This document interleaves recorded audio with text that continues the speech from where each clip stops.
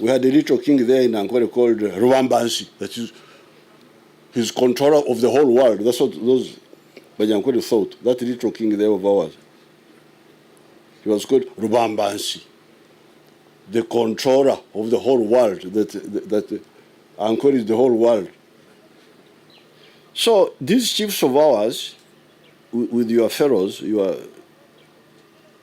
sycophants who fall before the chiefs, they fall as if they are possessed with demons. They stay there now. My problem comes, these new foreigners come, and when they come, you see they have new power, which you didn't have. They had guns. The guns were not very effective at that time, but they were there. They were better than, they appeared to be better than the spears. So Vasco da Gama comes, actually passes by Zanzibar, doesn't stop in Zanzibar but attacks Mombasa and continues to India. So that's where my quarrel with you people starts now. Even if you are happy with yourselves, but you see this new danger, these new people who come, who appear to have some power, why don't you get together and organize yourselves better? That's where my problem comes. Even if you are relaxed in the past because you had no threat, but now there's a threat. Because Vasco da Gama attacked Mombasa. And information started coming, even inland here, that there are new people. That's what they are called Wazungu, Abazungu. Because the people asked them, where are you going? Tunazunguka, we are going round. So that's where my problem comes, and that's where NRM comes in. So these chiefs of ours, with your pharaohs, your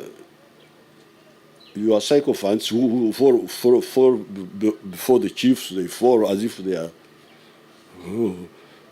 they are possessed with demons. They stay there now. Vasco da Gama passes by Mombasa 1498. Huntington Speke does not come to Uganda until 1862. This is a difference of 364 years. These pharaohs are coming, going. They were still weak. They couldn't come. They couldn't come inside Africa. But they were coming. You could see they were coming. They were there. They appeared to be stronger. But you are taking no precautions. You're just there with the monkey skins, with what? We had a little king there in Ankole called Rubambansi. That is, he's controller of the whole world. That's what those Banyankole thought. That little king there of ours. He was called Rubambansi, the controller of the whole world. That Ankole is the whole world. Idiots. So, for 364 years, these fellows are just there. They are hearing information. It's coming. Now, Huntington Speke comes, 1862. He goes back. He passes through. He goes to, that he's looking for the source of the Nile. He goes. Then 1874, Stanley comes. Then 1877, Stanley writes that Mutesa wanted people to teach religion. They come, the Church of Uganda people come 1877. 1879, the Catholics come. By 1890, Ugandans are killing one another on behalf of God, on behalf of the new God.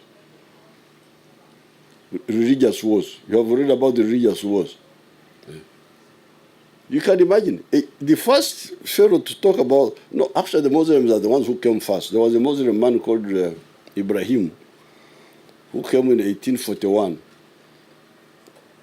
But even if you start with the Muslims, it's a very short time. But by 1890, the Ugandans were killing one another. That they are fighting religious wars.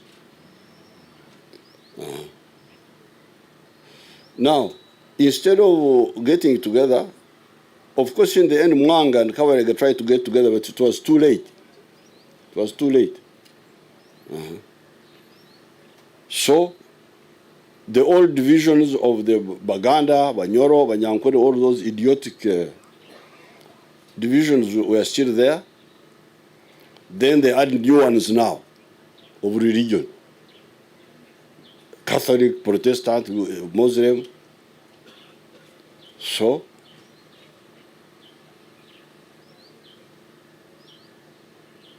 that's how the British come and take over the whole continent, except for Ethiopia.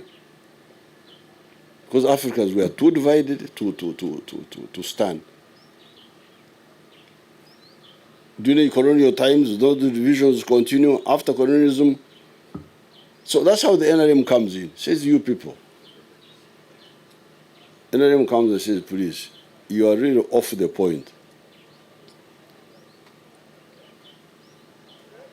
What is crucial for you is how to live.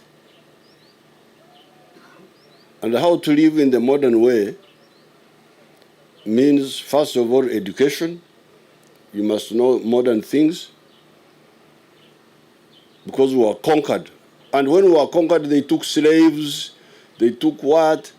For 400 years, they were taking slaves from Africa, until the Europeans now until the Europeans now invented the machines, and they no longer needed slaves. They're the ones who stopped the slavery themselves. You can imagine people to be taken into slavery for 400 years. Tebaneke bakikolako okutuusa abatwala abaddu bwe baakoowa ne bafuna amakubo amalala ag'okukola emirimu gy'obuddu ne bagamba, tetukyatanga, we no longer need slaves. God has told us not to bring slaves. They remember that they were Christians. In 1822, when there was somebody whom they keep talking about. Huh? Wilberforce. Yeah. But for 400 years there was a Pope. What was the Pope doing? Did the Pope was he suspended from 14 when the slavery started to 1822? What were the popes saying about slavery? How about the Archbishop of Canterbury? What were they saying? So, this is how weak Africa was, because of disorientation. Balekanga bibasande kukola, ne bakola bibatasaanide kukola, n'amazima tegali mu bo. They left and done what they ought to have done. They did what they ought to have done. There's no truth in them. That's how the NRM comes in and says, first of all, as student movement, say, you people, these things you're talking about are really off the point, because modern life needs education, needs science. Not only modern life, life always needed. I don't want to make my comments long, but all life needs science.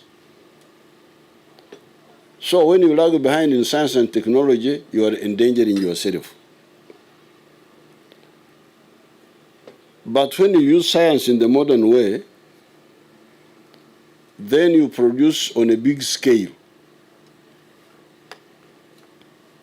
So the question is, if you produce on a big scale, who will buy what you produce? That's why you need a big market. But how will you have a big market if you don't have unity among the people? So one thing leads to another. if you need prosperity, you must work for the unity of Uganda.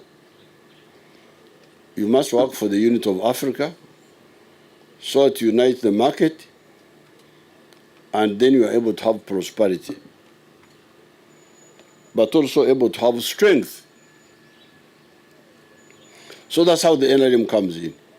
First of all, as a student movement, we rejected the line of DP and UPC, which were sectarian, religion, Catholic. For DP was for the Catholics, UPC was for the Protestants, Kawakayaka was for the Baganda, and we rejected this. And we said, for us, we want unity within Uganda, but also unity in Africa. Why? Because you need it. Doesn't matter whether you like me or not. But if you want to be prosperous, you need to work with me, because I am able to buy what you produce and you're able to buy what I produce. And the more of us that are together, the better. This is the line of the NRM. So that's why we rejected the line of these pharaohs from the 1960s. Now, at that time, we were talking to whoever we could talk to. I was originally with the DP, but by 1965, I could see they were really off the point. These other boys, the Kategayas, the Rugundas, were in UPC. So we were able to say, no, all these are useless. Let's get together. And that's how we formed the third line. But as we said, what Chariao, as we were still there, then they started killing one another, as we thought they would, Mutesa and Obote, 1966. Then Amin came in.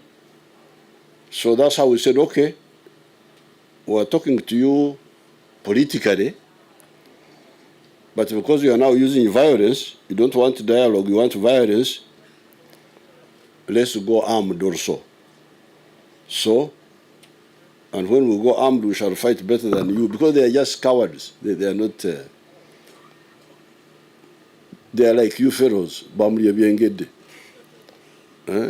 They just eat things which are ready. They have no commitment, because if you don't have a good understanding, you cannot be very committed because you are not sure. Opportunist. When you see this one, if I can get here, you go there. You are like a bandera being blown by the wind. Me, nobody can. My position never changes, because I have got a firm understanding of what is right and what is wrong. So that's how the NRM comes in. And when they introduced violence, we said, okay, we are now going to go armed. That's how we started an armed wing, 1971. And this later on, what became the NRA was the new phase. So that is the story.